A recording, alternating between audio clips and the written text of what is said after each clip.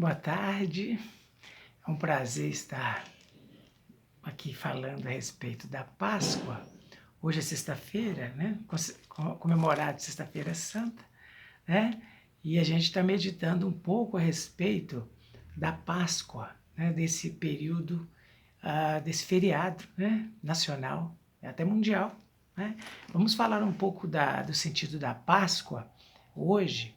Eu gostaria de falar. Temos recebido alguns cartões, agradeço, né? Alguns amigos têm nos mandado cartões. Eu queria aproveitar, né? Isso até me animou a fazer um vídeo falando a respeito da Páscoa, né? Então, o que é Páscoa? É muito o que dizer sobre Páscoa. A gente não quer fazer um vídeo longo para ser muito cansativo, mas vamos meditar um pouco o sentido da Páscoa para os dias de hoje. Né? Quer dizer, a Páscoa, que significa passagem, está ligada à questão no Velho Testamento da Bíblia, lá antigamente, no judaísmo, né? Na história do povo de Israel. Né? O povo de Israel no Egito, no livro de Êxodo, capítulo 12, é que ocorre a instituição da Páscoa. Deus manda fazer, então, esse ritual, essa festa, é um memorial, né, das bênçãos de Deus sobre o seu povo. Então, o povo de Deus, antigamente, é um outro período que Deus lidava com o povo. Deus sempre se deixou representar na terra por pessoas, e eram judeus, né, no judaísmo. E isso me chama muita atenção do judaísmo. Eu quero falar do judaísmo e cristianismo, né? Então, assim, lá no Êxodo, o que ocorre é que quando o povo foi formado no Egito, os descendentes de Jacó, né, dos 12 filhos de Jacó, que era judeu, vamos dizer assim, né? De Jacó veio o nome Israel, e aí veio o povo israelense, israelita, né? Que era o povo de Deus antes, hoje é a igreja. Então, lá ocorreu então aquele evento da última praga, que é a questão de marcar os umbrais com sangue. As famílias deveriam matar um cordeiro, né? A figura do cordeiro está presente na Bíblia toda, né? Desde o início ao final, né? Fala de inocência, um animal inocente, mas que morre no lugar dos culpados, né? Esse é o grande sentido da morte do cordeiro, né? Então o cordeiro era morto, fizeram a festa e sujaram os umbrais de sangue, mancharam com os umbrais com sangue, para que quando o anjo exterminador viesse na madrugada, aquela família não perdesse o primeiro filho primogênito, né? E, curiosamente, o primogênito da família de José e Maria foi o Cristo, né? Que morreu como Cordeiro de Deus no nosso lugar. Então, o Filho de Deus morreu no nosso lugar, enquanto que, para que nós não morrêssemos, né? Vamos pensar em nós todos como primogênitos, né? Então, assim, mas a minha meditação hoje, a respeito da Páscoa, eu quero pensar no livro de... antes eu vou citar uma passagem que Cristo fala lá no Evangelho de João. Cristo falou o seguinte, olha, ele falou no capítulo 12, ele falou no capítulo 12, no versículo 21, né? Ele diz, 24, ele fala assim, ó, é chegada, versículo 23, quando os gregos famosos vão visitar Jesus, sábios, né? Então Jesus fala assim, olha, é chegada a hora de ser glorificado o Filho do Homem, né? Evangelho de João, capítulo 12, versículo 23, é chegada a hora de ser glorificado o Filho do Homem. E ele diz no versículo 24, em verdade vos digo, se o grão de trigo caindo na terra não morrer, fica ele só, mas se morrer, produz muito fruto. E diz mais ainda, quem ama a sua vida perdê-la ou perde-a, mas aquele que odeia a sua vida neste mundo, preservá-la para a vida eterna. Se alguém me serve, siga-me, e onde eu estou, ali estará também o meu servo. E se alguém me servir, o Pai o honrará. Olha que palavra terrível, o Pai honrará, até o 26. Então, eu li João, capítulo 12, Evangelho de João, versículo 23 ao versículo 26. Então, são palavras do Cristo. que fala, de uma certa forma, ele está falando da sua morte, quando os gregos vão visitá-lo para honrá-lo. Então, famosos, então Jesus vai e cita de novo a sua morte. Ele está falando de forma indireta, né? Ele está falando, usando a linguagem do trigo, para produzir fruto ele precisa de morrer, de ser enterrado, de morrer para produzir fruto. Então, assim, e ele fala que, e ele está falando não é só de si, ele está falando também para as pessoas, para os cristãos, vamos dizer assim.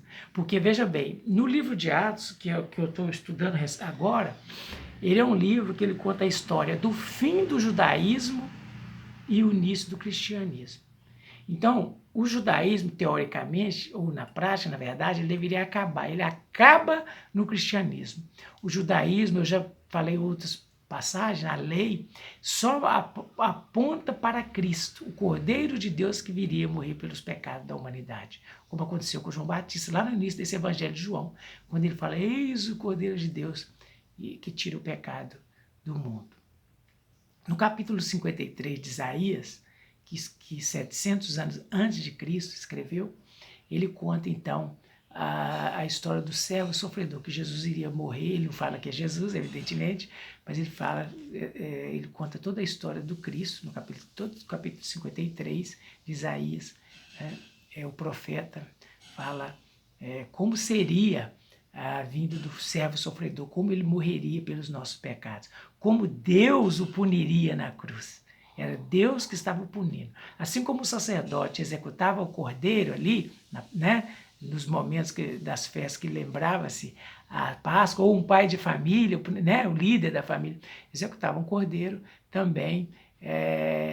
Isaías fala que o Pai, quer dizer, Deus, Pai Celestial, iria punir Cristo por causa do pecado da humanidade. Mas eu gostaria de focar, então, como eu estou no livro de Atos, que é um livro de transição, tanto no capítulo 2 de Atos, o discurso é de Pedro, no capítulo 13 o discurso é de Paulo, e no capítulo 7 o discurso é de Estevão. Eu queria pensar um pouco no discurso de Estevão, porque Estevão, que significa coroa, foi um homem de Deus que tem uma passagem na Bíblia curta, que fala sobre ele.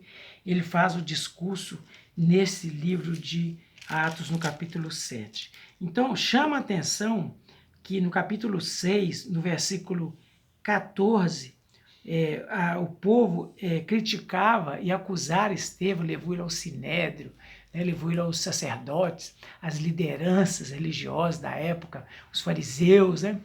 Então, eles receberam, esses fariseus receberam Estevão. Veja bem, Jesus já tinha morrido, ressuscitado, e tinha subido ao céu, no livro de Atos, que aconteceu depois, pós-Cristo, pós-morte de Cristo. Né? O Antigo Testamento todo apontou para o Novo Testamento. Agora, no Novo Testamento, a gente está vendo agora o início da igreja nesse livro histórico sobre a igreja. Então, eu quero chamar a atenção de como eram os cristãos na época e como deveriam ser hoje os cristãos. Né? E, às vezes, nós somos cristãos muito diferentes daquele modelo de cristão que a Bíblia mostra em Pedro, em Paulo e em Estevão. E hoje nós estamos em Estevão. E quando Estevão então, ele é acusado, no capítulo 6 de Atos, no finalzinho, no versículo 14, fala assim, porque o temos ouvido dizer que esse Jesus, o Nazareno, destruirá este lugar e mudará os costumes que Moisés nos deu. Então, assim, no Sinédrio, então, todos estavam olhando para Estevão, e Estevão, então, ia se defender no capítulo 7. Aqui é no final do capítulo 6 de Atos, no capítulo 7, ele vai se defender. O povo judeu se revoltou contra ele e queriam que ele fosse executado, que ele fosse morto. E é interessante pensar em João, se não me engano, capítulo 18, versículo 31, que quando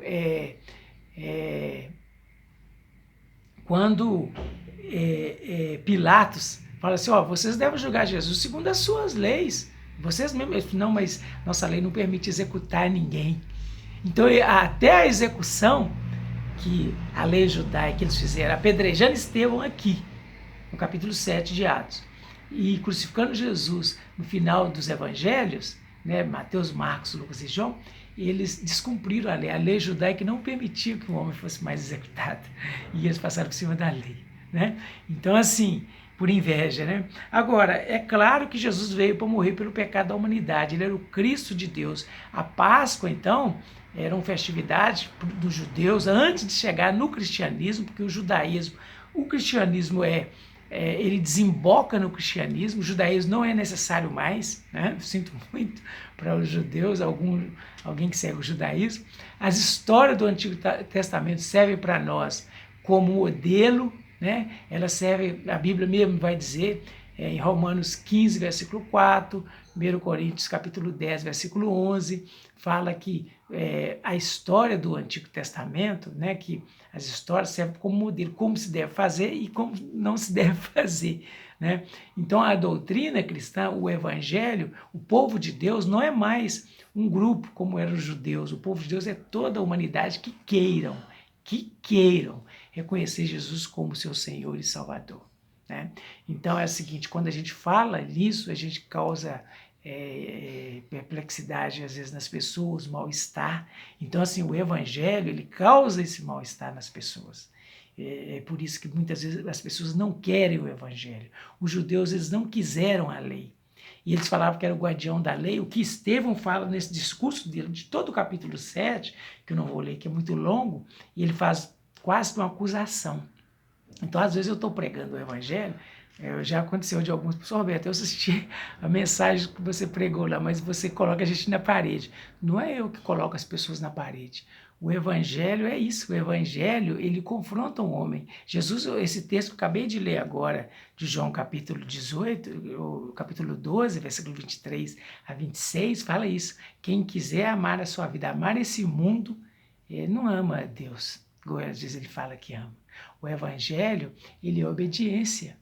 No evangelho, ele é o temor de Deus. Existem duas coisas importantes no evangelho. Primeiro, que nós não podemos salvar nós mesmos. Essa é uma obra de Deus. Deus é que salva, né? E o homem não tem que produzir obras, né, para a salvação. A obra já foi feita por Cristo na cruz para a nossa salvação. É interessante pensar naquele raciocínio que Deus fez o homem no 6º dia e no 7º dia descansou. Deus descansou. Então, assim, Deus trabalhou durante 6 dias arduamente, vamos dizer assim, né? Produzindo o universo, produzindo os planetas, as estrelas, né? E tudo mais que ele produziu, que existe de visível, né, na natureza.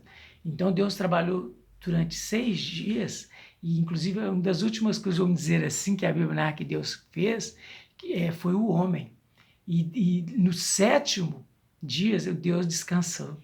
Então o homem, né, ele era para gozar do descanso de Deus, né? O homem não participou da obra da criação. O homem não trabalhou duro na criação. O homem deveria descansar. E eu te pergunto, você tem descansado em Deus nessa pandemia? Você tem confiado verdadeiramente nele, né? E você tem buscado a ele, colocar diante dele as suas ansiedades, as suas necessidades, né? Todas as vossas ansiedades devem ser lançadas a ele, igual eu leio em Filipenses capítulo 4, né? Colocar diante de Deus todas as nossas necessidades, as nossas ansiedades. Você coloca diante de Deus ou você está tentando fazer no seu próprio braço, com a sua própria força? Então, o homem foi criado para entrar no descanso de Deus, porque ele foi o último, tá lá em Gênesis capítulo 1, 2, fala isso, né? Que o homem então foi criado. Uma das últimas coisas, vamos dizer assim, que Deus criou foi o homem. E ainda depois a mulher, né, que veio ser a companheira do homem. Então, assim, o homem, a função do homem seria guardar o jardim de Deus no sentido de cuidar do jardim de Deus. Ele ia ser um cuidador do jardim de Deus, né? Tinha frutas, tinha de tudo lá. E tinha um teste de fidelidade, né? Então, assim, o trabalho todo que nós temos, a ansiedade que a gente vive por causa de nós mesmos, né? Então você fala, mas que vida difícil de levar, nós é que dificultamos. A Bíblia fala que Deus fez o homem, né, perfeito, só que o homem se meteu em muitas astúcias, né? Você vê aquela passagem bíblica, por exemplo, quando Jesus ele estava conversando com Maria, sentado conversando com Maria, explicando ela sobre a palavra, sobre o Cristo que deveria vir, sobre a fé que ela deveria ter, a confiança em Deus nas lutas, nas dificuldades, né? E aí Marta está lá varrendo a casa e fala: "Ô Senhor, pede a Maria para me ajudar, ela está aí sentada aí." Jesus falou: "Como é que eu vou impedi-la se ela escolheu a melhor parte?" Então, assim, a pergunta é: você tem dedicado parte do seu tempo, né, dos seus dias, né, algum momento para oração? Quando você lê os evangelhos, Jesus subiu no monte para orar. Né? Depois de trabalhar o dia inteiro fazendo a obra de Deus, que é curar, né, os cegos, curar, cuidar dos endemoniados, expelindo o demônio dos endemoniados, todas as necessidades, dando alimento espiritual, falando da palavra dele. Ele ainda, o descanso dele era ir para os montes, né? O único lugar de madrugada, buscar a Deus em oração. E ele ensinou em João capítulo 14, Evangelho de João, que as nossas orações devem ser sempre feitas no nome dele. Então as nossas orações devem ser feitas no nome de Jesus. É assim que Cristo nos ensinou. Né? Então, assim, nós fomos criados, meu amigo, minha amiga, para entrar no descanso de Deus. O projeto original de Deus para nós era esse. E tem uma parte da Bíblia que fala que Jesus fala: "Meu Pai trabalha até agora e eu também." Então nós, por causa do nosso pecado, demos trabalho a Deus. Deus teve que trabalhar mais por nossa causa. Né? Então, assim, não era assim no original. Né? No início as coisas não foram assim. Então você pode ver no discurso, então, de voltando ao texto de Estevão, a gente vê em todo o discurso de Estevão, ele fala para o povo que deveria ser o povo de Deus, o povo que deveria ser o povo de Israel, o povo que viu tantos milagres, tantos sinais que esse povo viu, né, lá no deserto. Ele conta toda a história, uma história resumida nesses. Ele vai falar durante aqui 53 versículos. Ele conta a história de forma resumida, Moisés sendo chamado para ser o líder, para levar o povo, as dificuldades que o povo teve, Deus sempre cuidando deles, se mostrando pacientemente para Moisés e para o povo, tolerando a idolatria deles no deserto, né? E eles vendo o sinal de Deus, vendo o milagre de Deus na vida deles e fazendo tudo ao contrário. Então era um povo rebelde. Eu te pergunto, como é que você tem levado a sua vida? Você tem visto o milagre de Deus na sua vida todo dia?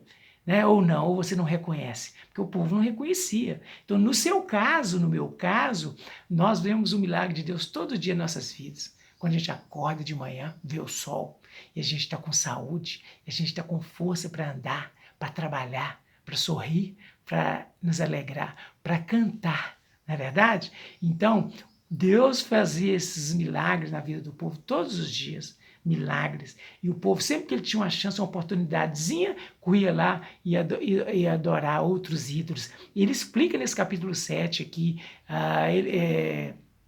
ele conta essa história, ele conta como foi lá, né, Estevão, um homem de Deus, né, que significa coroa, Estevão, né, o homem que aguardava a coroa. Né? Assim como Jacó, no final da vida dele, falava que aguardava a salvação, né?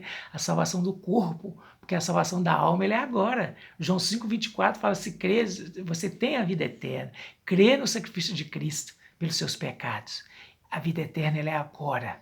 Você desfruta dela já agora em paz de espírito. O corpo está cansado, a doença, né? Mas o corpo vai ser transformado um dia, no futuro. A salvação da alma, ela é agora. A comunhão com Cristo você pode ter nesse instante, nesse momento e durante a sua peregrinação aqui nessa vida. Então, o que a gente via no povo de Israel era isso. O povo não estava nem aí. Né? Quando Moisés foi receber a lei lá no monte, as tábuas da lei, o que aconteceu? O povo estava adorando outros deuses. Você adora outros deuses? Quem tem sido os deuses na sua vida? Que tem desagradado a Deus e mantido ele distante? Uma vida egoísta, uma vida voltada para os prazeres, uma vida em busca de dinheiro. Quem é o Deus da sua vida? Essa é uma reflexão que nós devemos fazer. Né? Política, o tempo todo voltado para a política, é o namorado. Quem é o Deus? É o marido, que você só se dedica a ele o tempo todo no pensamento, só quer agradar essa pessoa, embora isso não é errado, mas e Deus em primeiro lugar?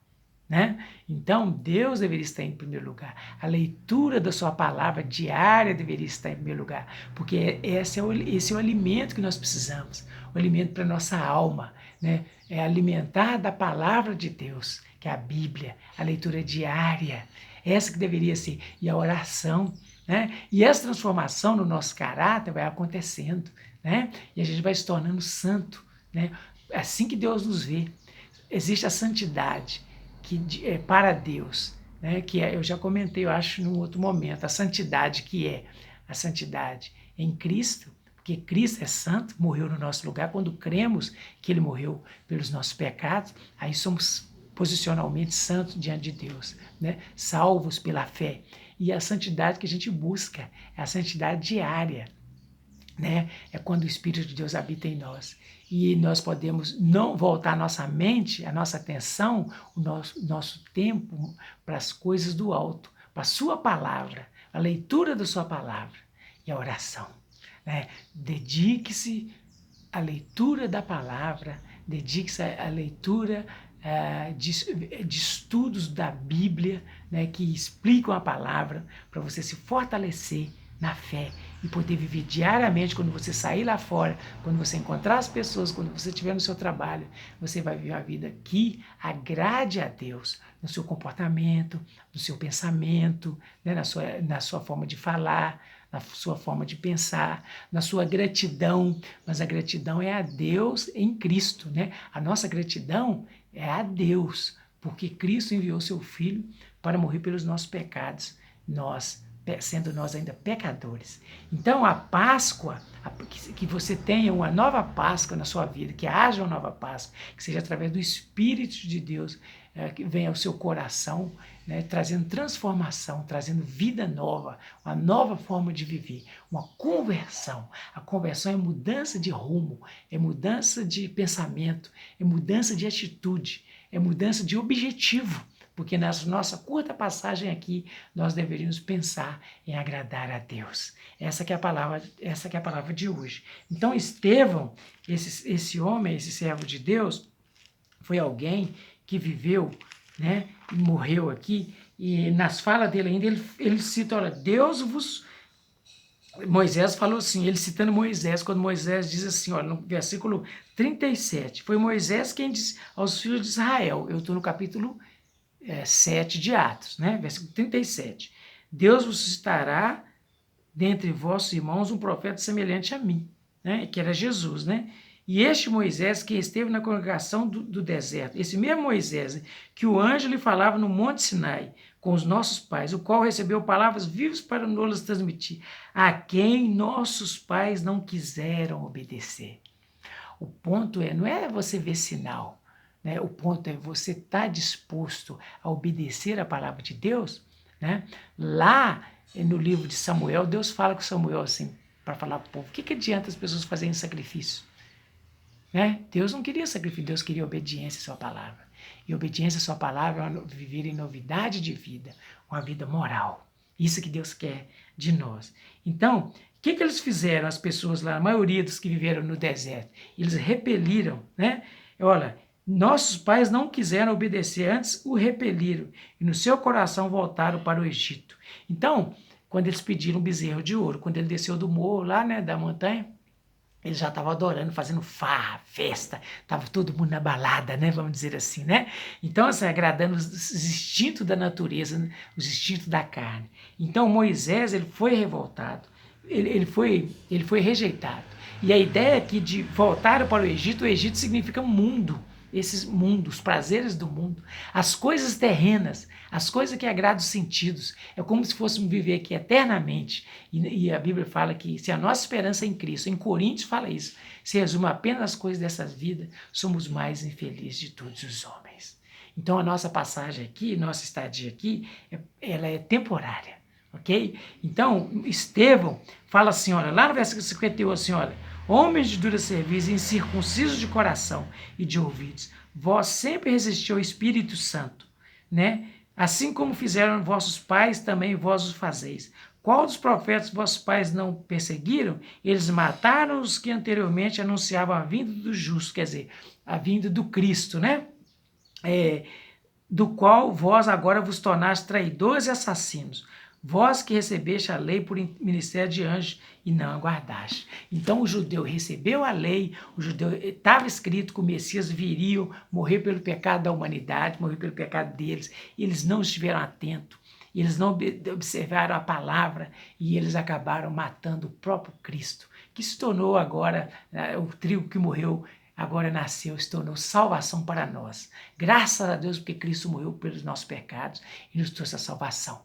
Cuidado, às vezes o evangelho ele desagrada, por isso que Mateus foi assassinado, por isso que Pedro foi assassinado, por isso que Paulo foi assassinado. Cuidado com o evangelho que não produz mudança, que o evangelho que agrada a todo mundo. E esse provavelmente não é o evangelho de Deus. Por quê? Porque o evangelho de Deus, ele produz mudança interior. Ele confronta o homem, porque fala que o homem é um pecador e ele precisa de mudança de vida. É por isso que o evangelho que eu prego, que a Bíblia prega, ele desagrada a tantas pessoas, que você possa aceitar de bom grado no seu coração.